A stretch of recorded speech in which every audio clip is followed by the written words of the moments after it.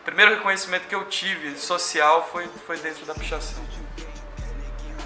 A sensação que eu tenho hoje, comparando até com a minha experiência, de quando a gente não tinha nada e qualquer coisa que a gente tinha era tudo, é que hoje as pessoas têm tudo, mas elas não têm nada, né?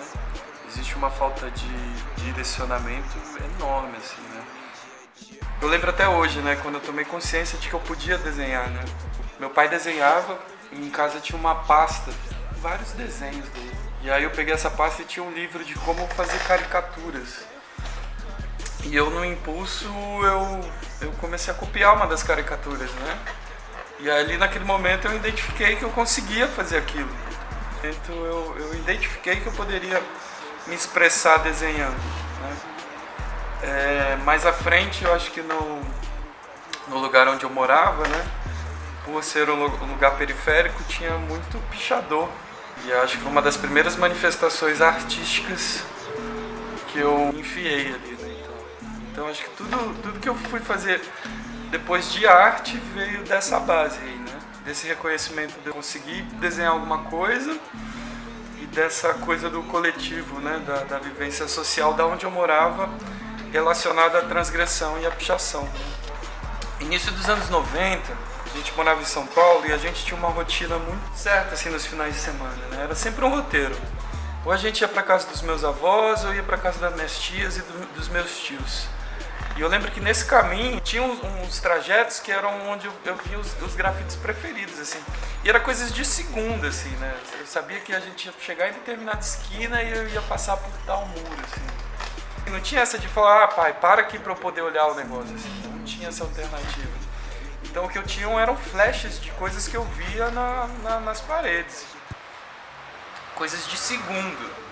E na época a gente não tinha literatura, não tinha nada, não tinha internet, né? Então qualquer fragmento de informação que a gente tinha, né, a gente ia guardando e juntando um bolo na cabeça para a gente poder entender o que era aquilo. Demorou muito até eu identificar o que era o grafite, assim, até eu conseguir fechar assim e falar, caramba, isso o que eu comecei a ver criança nas paredes é isso, assim. Eu tive alguns mentores de rua que foram me explicando o que era aquilo, né? E aí eu comecei a ter um entendimento maior do que era aquele movimento coletivo, né? Foi quando eu tomei ciência de que era um movimento que tinha suas regras, que tinha suas pré-definições, de certa forma, né? Por mais que ele seja livre e transgressor, existem alguns preceitos coletivos, né? Que eles são seguidos, né? E eu tive essa base muito forte. O grafite em São Paulo acho que deve datar ali dos anos 80. Eu comecei a me inserir nesse rolê ali por volta dos anos 90, 92, mais ou menos. Eu acho que as coisas elas mudam, elas são mutáveis, né? Elas vão se transformando. Alguns preceitos eles se mantêm, algumas coisas não mais, né? O grafite, assim como a pichação, né? São dois movimentos transgressores. A pichação ela tem um atributo estético que ele ficou alienado só a questão de um traço, né? Então basicamente você tem um spray e uma tipografia feita em traços únicos, né? O que fez o grafite se dissociar disso, ele tem a mesma origem, porém um traço só ele ganhou volume, ganhou contorno, né? E fez com que essa alienação estética fosse deixada de lado. Então assim, quando eu cheguei em Brasília, tinha uma prática, tinha muito essa coisa de o grafite, porque ele é bonito e a pichação é feia, que eu vou embelezar e não vou sujar. E quando eu cheguei, eu tinha essa ideia de que o grafite ele tem essa força transgressora também, que ele tá aí para transgredir, às vezes para vandalizar num ato de protesto, né? E aqui não tinha muito isso. E a galera que pintava, todo mundo que eu conheci pintava com aerógrafo. Todo mundo só pintava com compressor. E em São Paulo tinha uma treta, pintava com spray e a galera só pintava com aerógrafo. Cara, eu briguei com todo mundo, assim. Falei, galera, isso que vocês não fazem não é grafite, isso é aerografia. Entendeu? Então esse era um dos principais preceitos, assim. Eu falava muito, cara, primeiro que como é que você vai sair de rolê com esse compressor aí? Você tem que pegar o spray, né? Você não vai achar tomada para fazer rolê, entendeu? E aí tinha uma galera que me chamava de pichador, era engraçado. Eles falavam, não, Melo não é grafiteiro não, Melo é pichador. Então assim, esse já era um dos preceitos que eu trouxe de São Paulo, baseado na escola que eu tive em São Paulo, né? E na época foi um grande conflito, eu até entendo, né? Imagina, assim, você tá na tua quebra fazendo um negócio ali de 1000 anos, chega um doido de outra cidade falando que o que você tá fazendo não tá certo. E não que não tivesse certo ou errado, né? Porque hoje essas questões, elas caem por terra, né? Hoje você pode utilizar qualquer coisa para pintar na rua, né? E o grafite é o que eu chamo de pseudo-grafite, né? Que na verdade está mais para muralismo do que grafite. O grafite, pelo conceito, ele tem que estar atrelado a um ato transgressor, né? A partir do momento que ele perde a transgressão, você está fazendo muralismo. O muralismo, ele é autorizado. Porém, se você se utiliza de estéticas do grafite, ele passa a ser um pseudo-grafite. Só que hoje, cara, é tanta transformação, tanta mudança, que, enfim, os conceitos eles ficam tão emaranhados e tão bagunçados que é difícil, né, você definir e separar as coisas. Mas pra mim, na raiz, assim, basicamente é uma questão de transgressão, né? O grafite, ele se impõe, ele vai lá e se joga e se coloca onde ele quiser, assim, né? Eu acho que por isso desse avanço do grafite. Quando eu saí de São Paulo, eu estudava num colégio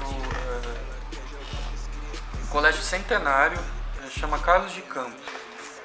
Essa escola, ela era famosa pelo curso de desenho de comunicação visual. Então nessa escola passaram vários grafiteiros. Honesto passou por lá, Espeto passou por lá, menos conhecidos como Bônus, Remo, Leba, os Gêmeos passaram por lá. Então uma escola muito clássica em São Paulo para quem desenhava e muito frequentada por grafiteiros. Eu fui para essa escola pelo desenho de comunicação indicada pelo meu primeiro mentor assim, em São Paulo, que foi o Remo, Eduardo Legas Laporta, que é um grafiteiro antigo. Ele estudou lá também, ele é contemporâneo dos Gêmeos, ele estudou junto com os Gêmeos lá. E o Eduardo me indicou essa escola na adolescência, né? Eu estava para terminar o ensino básico. Nessa época, eu já tinha alguns amigos que já trabalhavam com publicidade e editoração eletrônica no computador. Época do CorelDRAW, eu nem tinha computador. E aí eu comecei a aprender, a manipular CorelDRAW, a vetorizar coisas. E aí esse foi meio que o meu início de profissionalização, né? Foi quando eu vi uma perspectiva de trabalhar fazendo arte. Em 99 veio essa bomba, né, de ter que me mudar de São Paulo e vir para Brasília. Não foi um período fácil, porque eu tive que abandonar todas essas perspectivas que eu tinha em São Paulo para vir para um lugar que basicamente não tinha nada. Aqui não tinha grafite, não tinha amigos, não tinha um campo de ação, eu não sabia o que ia fazer. Quando eu cheguei, a primeira coisa que eu fui procurar em Brasília foi grafite. Galera, onde é que eu vejo grafite aqui? Minha vida era grafite, tudo que eu fazia era em torno de grafite. Eu só queria saber de pintar. Chegando no setor leste, algumas pessoas me mandaram assim, falaram, cara, vai lá no Espaço Cultural da 508 Sul. Lá você vai achar grafite. Então, quando eu cheguei lá, tinha um painel antigo, um clássico, dos 3S mais T, que era o Supla, o Solto, Satão e o Turco. Na época eram essas 4 pessoas que tocavam a parte de grafite da DF Zulu. Foi nessa hora que eu identifiquei, que eu cheguei lá e falei, cara, isso não é grafite, isso é aerografia. Tinha essa coisa muito cravada, assim, era uma coisa que a gente falava muito em São Paulo, assim. A galera atacava muito cobra nessa época por causa disso. Falei, cara, o cobra, ele emula, ele não faz, o que ele faz é falso. E aí começou minha busca. Na época, eu achei uma única pessoa que pintava no plano com spray e era mais próximo dessa filosofia que eu tinha em São Paulo. Então, assim, eu saí da quebrada para ser tirado de playboy no plano, né? A galera da periferia que me via falava, cara, playboy, mora no plano, cara. Só que isso me trouxe muito acesso. Brasília foi um lugar que me preencheu muito culturalmente, assim. O plano, o espaço cultural, conhecer pessoas de outros países. A gente conheceu o filho de embaixador da Alemanha, que dançava break. O cara trazia revista pra gente de fora. Não tinha internet nessa época. Então, assim, tudo que a gente encontrava era muito valioso. Que a gente recebia muita gente de fora por causa do metrô. Tinha muita gente que vinha aqui, gringo, grafiteiro, que queria pintar o metrô. E como a gente era a única referência no plano, e isso que é doido, assim, que os caras vinham de fora, os caras não iam pra periferia, os caras iam pro plano piloto. Então eles procuravam a gente porque a gente era a referência de grafite no plano. Era uma referência mais boy, assim, com mais acesso, economicamente mais abastada, assim, né? E isso atraía essa galera de fora. Eu sempre fui muito interessado em linguagem visual, eu tinha esse interesse de estudar design, né? Eu já manipulava alguns programas de edição gráfica. Então quando eu cheguei em Brasília, teve esse contato com grafite e ao mesmo tempo eu fui procurar gente do desenho industrial na UNB, né? Como não tinha grafite no plano, eu ganhei muita visibilidade fazendo o que eu fazia, né? Então eu me aproximei de muita gente legal, tanto da rua, né, quanto da linguagem visual, das artes, da UNB. Conheci muita gente que hoje é formada, né? Esse pessoal que na época era estudante hoje é mestre, é doutor, né? São muitos profissionais. Eu tenho uma formação autodidata, né? Tudo que eu faço, que eu sei hoje, eu aprendi por conta e por acesso a essas pessoas, né? Essas pessoas que me trouxeram esse acesso, né? Esse tipo de conhecimento. Eu olhava para tudo que estava no grafite. Uma das coisas que estava no grafite era o stencil. O stencil ele é a principal técnica usada no Brasil para disseminar o grafite antes do hip hop. Alex Valauri, Celso Dittai. Lá nos anos 90 eu comecei a fazer stencil. Quando eu era moleque eu vi o Celso Dittai no Espaço Cultural Floresta Fernandes, em Guarulhos. Isso me marcou muito. Ele tinha umas matrizes cortadas à mão e ele usava aquela tela de mosquiteiro, né? Que a serigrafia é isso, né? Ela é um stencil. Ela é um molde vazado onde permeia a tinta no desenho e você imprime a figura. Então a serigrafia ela veio logo depois do stencil. E a inserção da serigrafia na minha família veio por uma questão de necessidade. Meu pai estava sem trampo, tinha recém saído, mandado embora do último trabalho dele, e ele queria uma alternativa de trabalho, e ele perguntou para mim o que a gente poderia fazer. Eu sugeri a serigrafia. Não deu certo, né? Faliu a família. Meu pai foi embora junto com a minha mãe, né? Eles venderam a casa, que foi a última alternativa que eles tinham de grana. E eu fiquei, trabalhei no principal jornal da cidade na época durante uma década. E aí, como eu tinha uma condição estável por causa do jornal, eu mantive a serigrafia paralela a essa minha atividade, né, na época CLT, né, eu era de carteira assinada. Por ter essa estabilidade, isso me permitiu experimentar muito, né. Enfim, diferente de outros profissionais, da maioria, né, eu me lanço, né.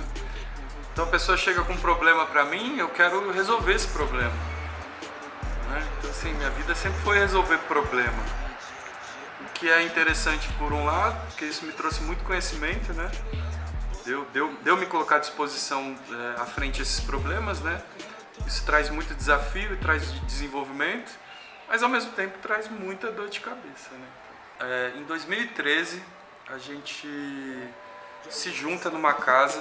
Essa casa surgiu da necessidade de alguns artistas terem um local próprio para produção. Na época a gente juntou mais ou menos 15 pessoas. Eu desenvolvia na época um jornal junto com o Caio Gomes, Daniel Carvalho, Felipe Sobreiro. A gente tinha um jornal, a gente trabalhava em jornal e queria ter nosso próprio jornal. E a gente fez um jornal de quadrinhos, chamava Pimba. E aí nessa época tava eclodindo essas coisas de feira. Já existia a Tijuana, que é a feira precursora do nicho no Brasil, acho que a primeira. E a Plana, a Plana estava botando em evidência essa coisa de feira. Foi, acho que, a primeira feira a surgir no país e foi um movimento, assim, né, preencher uma lacuna que não tinha ali, né? Uma feira que pudesse juntar produtores independentes e disponibilizar ali para o público, né? Eu frequentava essa feira. Frequentando essa feira, veio a ideia, falei, cara, por que a gente não faz a nossa feira em Brasília, né? Então o motim ele vem de uma necessidade de ter um lugar para poder distribuir o próprio material. E aí, como a gente tinha essa casa, o sindicato, a gente resolveu fazer no sindicato, em comemoração de um ano. A gente ocupou a casa em 2013, em 2014, comemorando um ano da residência, a gente resolve fazer o primeiro motim. Tinham 30 mesas nesse primeiro motim. Veio o Pablo Carranza, acho que foi a única pessoa que veio de outro estado. Foi o Pablo Carranza, que hoje é da Mau Gosto, na época ele era da Beleléu. Felipe Cavalcante, o Pedro Ivo, Sem Registro, acho que eles já estavam nessa feira. Eu acho que a Laila da Auá Editora estava também. Tinha, acho que o Lucas Guerri também estava, a Xoxo Maria estava nessa feira. Então, na época, assim, quem deu a ideia de fazer a feira fui eu. Falei, galera, vamos fazer essa feira. Eram 15 pessoas para ajudar, tinha muita gente para ajudar. Mas eu sempre fui a pessoa que estava ali encabeçando o movimento e puxando, assim, sabe? Segurando realmente o problema. Hoje, nesse ano, é a primeira vez que tem uma pessoa junto comigo, que tanto ela quanto eu estamos dispostos o que eu estou chamando de dinastia. Vai acabar a dinastia do Leandro e já tem uma outra pessoa já para assumir.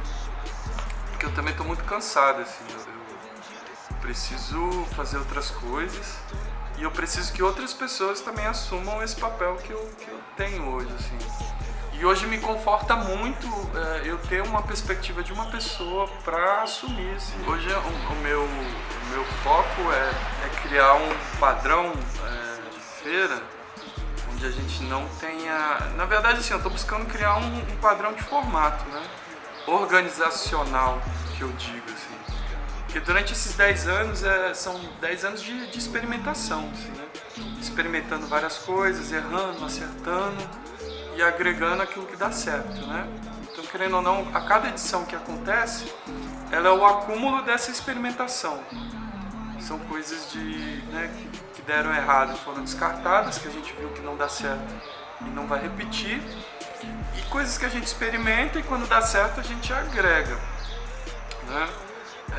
Hoje eu considero que a gente chegou num teto, assim, tanto de formato, e a gente já sabe o que tem que fazer para que a coisa dê certo.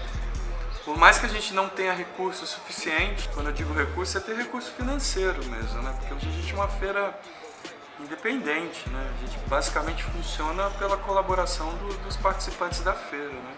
Ao criar feiras intermediárias, eu estou também tentando fazer parte desse proveito que essas outras feiras menores estão fazendo também. É uma forma de eu preencher o espaço e partilhar desse espaço que, querendo ou não, eu também crio esse espaço, né?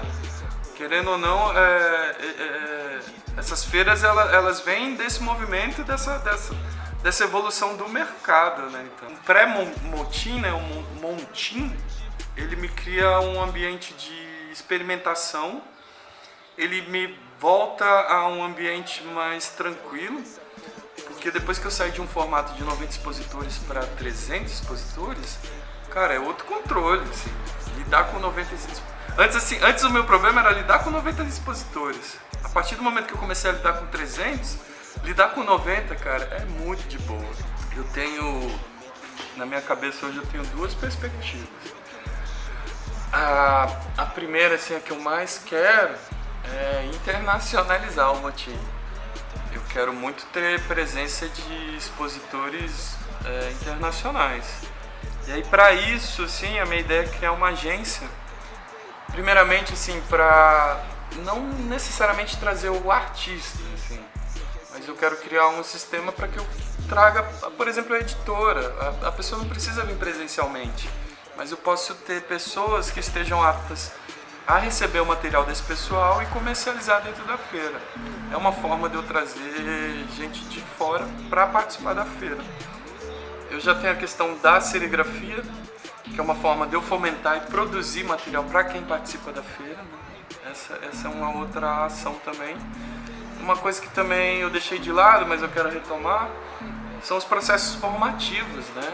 A gente tem muita gente legal que frequenta a feira com perspectiva de dar curso, de dar formação, colocar a experiência dessas pessoas que participam da feira para a formação de pessoas novas, né?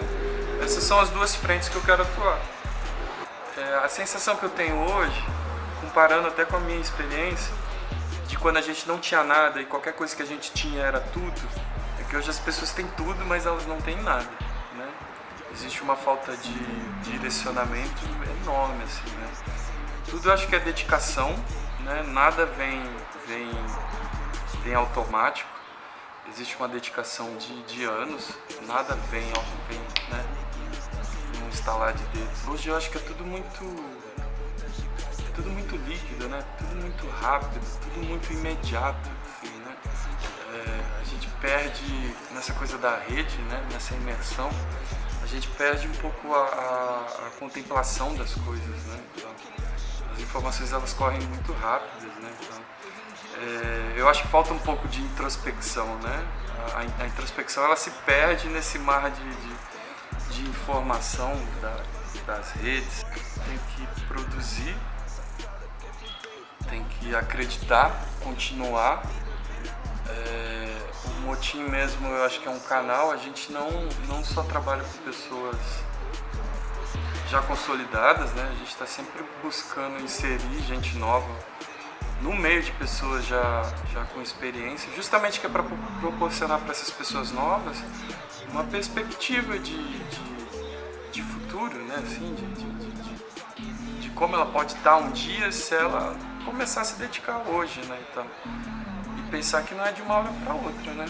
Existe muita dedicação, foco, persistência também, né?